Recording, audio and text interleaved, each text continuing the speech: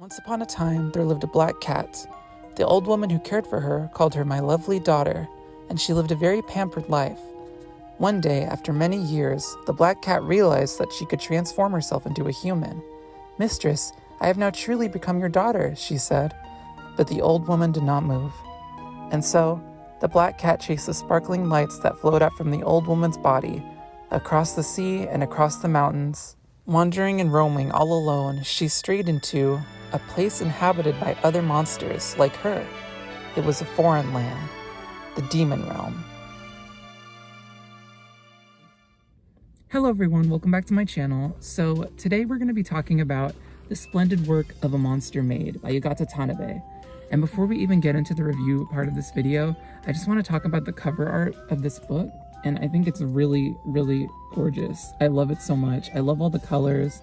It feels like such a Halloween vibe that I personally just wanted to do a review on it for this channel. Continuing on from the intro, Sumire, the black cat turned human, ends up under the care of a witch, Mary Farinaceae. In an effort to support her new master in ways that she couldn't with her previous one, Sumire takes on the role of a maid, although she ends up being pretty clumsy and struggles to do basic tasks. To help teach Sumire how to be a maid, Mary hires two other maids, Rose an undead and Ivy an android, although these two appear to have ulterior motives. So Rose and Ivy teach Sumire some things, and they actually learn a little bit more about what she's capable of, along with her relationship with her master. As it turns out, Sumire is capable of seeing magic. After learning that Sumire can see magic, Rose entrusts her with a special key that can take the form of a scythe when held. One day, Mary takes Sumire into a special room to show her most special collection.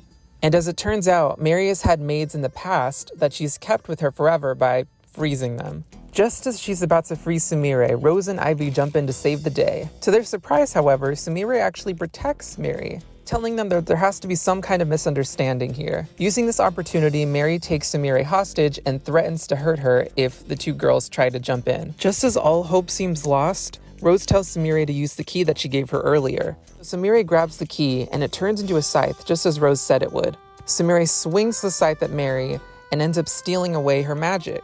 Mary, of course, upset with this betrayal, curses Sumire and tells her that she wishes she had never taken her in. And that's when the demon prince, who was presumed to be dead all this time, reappears. Rose and Ivy explain the situation to Sumire. Basically, he lost his powers to his younger brother, who had distributed those powers to his subordinates. But now the demon prince is trying to take that magic back, with the help of Rose and Ivy, of course.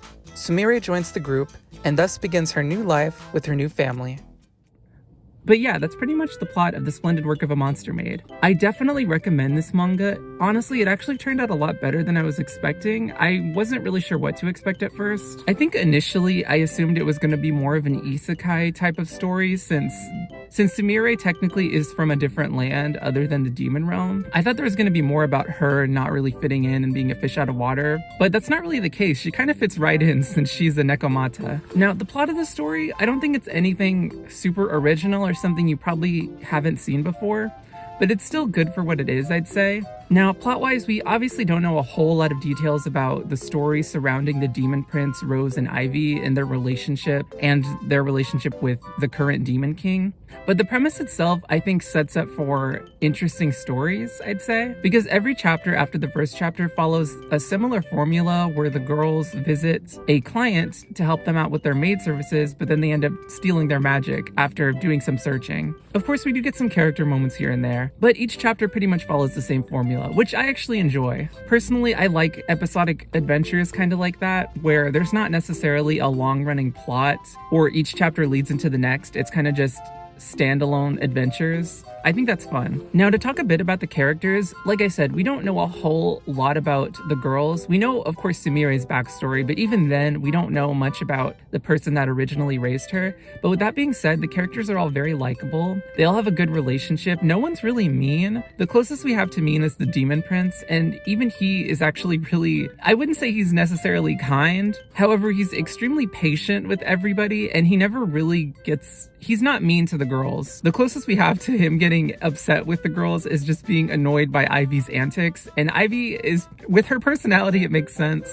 Rose is more nurturing and fits the maid archetype a little bit more, or at least she suits the role better than Ivy does, I'd say. In personality, at least. She's extremely kind and considerate and consoling when Sumire actually has to take out the witch that, you know, took care of her for however long. We don't know how long she was living with Mary. And then there's Ivy, who's a bit more spontaneous. She isn't really the nurturing type. In fact, she's actually pretty carefree and a bit selfish, but I think that's a nice contrast to Rose's personality and the Demon Prince's, really. Despite that though, she also seems a bit oblivious, but in reality, she actually does notice things, and she's also pretty kind. Not in the same way that Rose is, but she's still a nice person, and she does care about everybody else. And then of course we have Sumire, who's probably the sweetest one of them all. She just wants to make people happy because she had such a good life when she was still a cat, and she wants to be able to return the favor in the way that she wasn't able to in the past. Sumire is probably my favorite character in the story, to be honest, just because I think her story is really sad. First off, she's such a sweet person. She doesn't have a mean bone in her body, but also she doesn't have very many expressions. She's actually pretty expressionless, which I think makes her actually more interesting, because you would think just looking at her that she would have a different personality. But yeah, she's kind, she doesn't have a mean bone in her body, and ultimately she just wants to make whoever she's serving happy. And not only that, but she wants to get close with people and she wants to make friends. I'm actually really curious to learn more about her relationship with her mother, I guess. It feels weird to say that, but I want to learn more about their relationship just because I feel like just learning about Sumire and her mom is really sad, even though we don't know a whole lot about it. It's just, I feel like she has a bit of a tragic life. Not really necessarily, but the fact that she turned into a human after her mom passed away and she feels sad that she wasn't able to return the favor. I don't know, it gets me, I don't know. But yeah, like I said, I really do like this manga. I'm definitely gonna get volume 2, and I definitely recommend it for people. And I feel like it has a Halloween vibe. I think I already said this in the intro, but it fits Halloween so well. Look at these colors, and look at this color page. Hold on, if I can actually pull it up. Look at this. It's beautiful. But like I said, we don't know a whole lot about the plot of this story, and there isn't too many emotional moments if that's what you're looking for, but it's an entertaining read, and I think it does have some strong emotional moments, at least for me, especially with Sumire, honestly. Well, pretty much just with her. But I'm sure as the story goes on, we're gonna learn more about Ivy and Rose and the Demon Prince and their relationship, because right now we really don't know why, or we don't know the full extent of their relationship and just why they're serving him or how they came to serve him. Although I guess in this case, it's more like they're working for him because they refer to him as boss. I'm not really sure. Like I said, I don't know their relationship really. So I'm definitely excited to read more because I want to learn more about this world and these characters. I just really enjoyed this story. Also, I will say that even though I said this has kind of a Halloween vibe to it, it feels more spooky cute than like actually scary. So if you want something scary, this is definitely not it. Oh, and you know what? I don't know if I should even mention this at all because it's one of those things that I don't really think about too much. But this story doesn't really have any fan service at all. I feel like a lot of well, not a lot of manga. Actually, I don't know if I can say this for sure at this point, but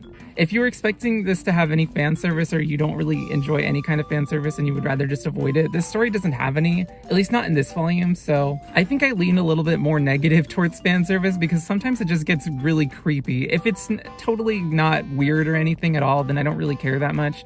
But if it gets to like a creepy level, it bothers me. But like I said, this doesn't really have any.